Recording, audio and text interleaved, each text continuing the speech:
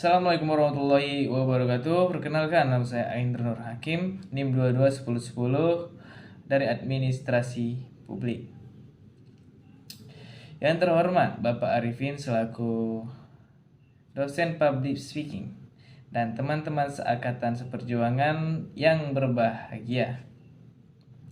Sebelumnya marilah kita panjatkan puji syukur kita kehadirat Allah Subhanahu wa taala atas limpahnya rahmat dan karunia yang telah diberikan kepada kita semua, sehingga pada kesempatan kali ini kita masih diberikan kesempatan untuk berkumpul kembali.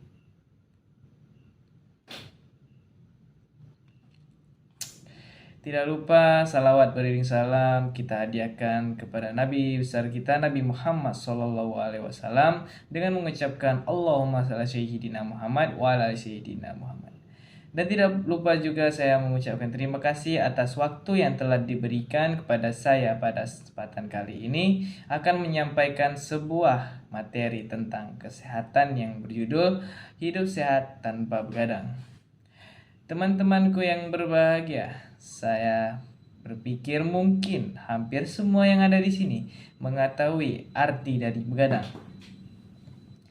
Pengertian begadang itu sendiri adalah berjaga atau tidak tidur sampai larut malam atau bahkan pagi. Namun selain itu, menurut beberapa ahli, orang yang tidur di atas pukul 10 malam juga dapat dikategorikan orang yang begadang, ya. Ada banyak sekali faktor yang menyebabkan seseorang terjaga sampai larut malam bahkan pagi. Di antaranya yaitu mungkin karena menonton film favorit atau main game push rank, menonton pertandingan olahraga, atau belajar karena keesokan harinya akan menghadapi ujian, atau karena gangguan tidur. Namun yang menjadi seseorang suka begadang yaitu adalah kebiasaan.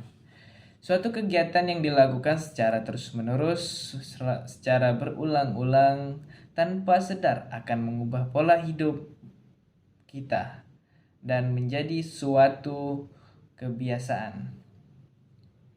Sebenarnya tidak masalah ketika kita suatu hari nanti memang harus begadang karena suatu keperluan atau kepentingan yang mendesak. Contohnya seperti menjaga anak atau kakek orang tua yang sedang sakit, ya. Asalkan kita tidak melakukannya setiap malam dan menjadikannya itu suatu kebiasaan. Mungkin teman-teman bertanya dalam hati, mengapa kita tidak boleh begadang? Dan mengapa kita harus menghindari begadang? Mengapa begadang itu tidak baik bagi kita? Mengapa? Dan mungkin ada banyak beberapa pertanyaan lain yang terlintas di benak teman-teman sekalian. Sebenarnya jawabannya sangat singkat dan jelas, yaitu karena begadang itu banyak resikonya. Asal teman-teman tahu, jam hidup manusia terbagi menjadi 3 tahapan, yaitu 8 jam bekerja normal, 8 jam lagi digunakan untuk kerja ringan, dan 8 jam lagi dilakukan untuk istirahat total atau bisa dibilang tidur. Nah, kalau kita begadang, berarti berapa banyak waktu yang kita gunakan untuk istirahat kita sia-siakan. Teman-teman yang luar biasa, sebenarnya banyak sekali dampak negatif dari aktivitas begadang ini. Akan tetapi karena keterbatasan waktu pada kesempatan kali ini, saya mungkin akan menyampaikan sedikit saja kemungkinan 3 atau 4 dampak negatif dari begadang. Yang pertama ialah emosi. Begadang dan kurang tidur dapat meningkatkan stres. Begadang dan kurang tidur akan membuat otak tidak mendapat istirahat yang cukup, tubuh akan mengalami kelelahan karena tidak mendapatkan regenerasi sel alami pada saat tidur. Hal ini mungkin tentu saja akan mengakibatkan kita menjadi depresi akibat kelelahan. Yang kedua, konsentrasi menurun. Kurangnya tidur membuat emosi menjadi tidak stabil. Hal tersebut membuat konsentrasi menurun. Ini akan berakibat kesulitan untuk berpikir dan memecahkan masalah. Bahkan masalah yang paling ringan pun. Tidur yang cukup dan baik akan memainkan peran yang penting dalam berpikir dan belajar. Yang ketiga, memicu rasa gelisah. Setiap malam akan menghantui seseorang yang mungkin sering begadang memiliki kualitas tidur yang buruk. Reaksi tubuh ini bisa berkurang. Dan yang lebih kronis lagi, perasaan bahagia tidak akan menghampiri hidup seseorang yang kurang tidur. Yang keempat, mempengaruhi kesehatan. Nah, ini yang terpenting. Beberapa orang mengalami kulit pucat dan mata bengkak setelah beberapa hari kurang tidur.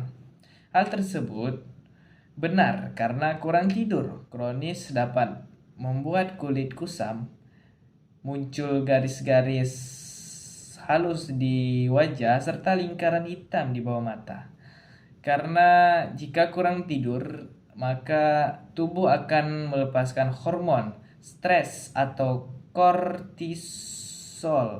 Kortisol yang apabila berlebihan akan memecahkan kolagen atau protein yang membuat kulit tetap halus dan elastis.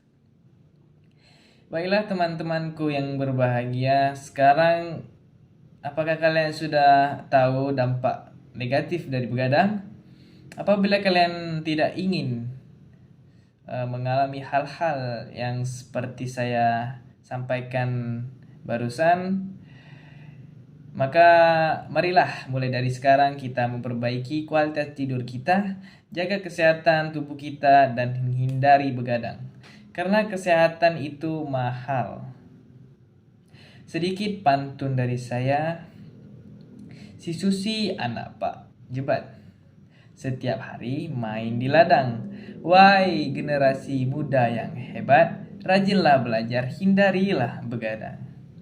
Saya kira hanya ini yang bisa saya sampaikan, walaupun sedikit mungkin, dan semoga bermanfaat bagi kita semua.